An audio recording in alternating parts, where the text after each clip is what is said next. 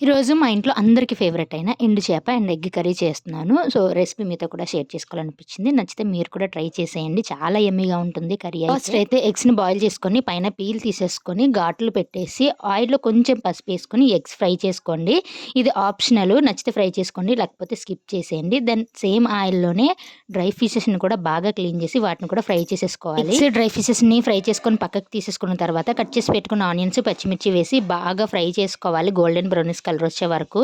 Once onions కూడా fry అయిపోయిన తర్వాత కట్ చేసి పెట్టుకున్న టమాటోస్ వేసి బాగా మగ్గనివ్వాలి ఆయిల్ పైకొచ్చే వరకు. టమాటోస్ బాగా సాఫ్ట్ అయిపోయిన తర్వాత దీంట్లోకి టేస్ట్‌కి సరిపడా సాల్ట్, కారం అడ్జస్ట్ చేసుకొని ఇంకొంచెంసేపు ఫ్రై చేయాలి. తర్వాత దీంట్లోకి చింతపండు పులుపు యాడ్ చేసుకోవాలి. ఇది మీ ఇష్టం. నచ్చితే యాడ్ చేసుకోండి. ఆ పులుసుని బాగా మరగనివ్వాలి. బాగా మరగనిచ్చిన తర్వాత మనం ఫ్రై చేసుకున్న ఎగ్స్ అండ్ డ్రై ఫిషెస్ వేసి ఇంకాసేపు కుక్ చేసి కొత్తిమీర వేసి గార్నిష్ చేసుకుంటే యమ్మీ యమ్మీ ఎండు చేపల ఎగ్ కర్రీ అయితే రెడీ అయిపోయింది. నచ్చితే ట్రై చేసేయండి.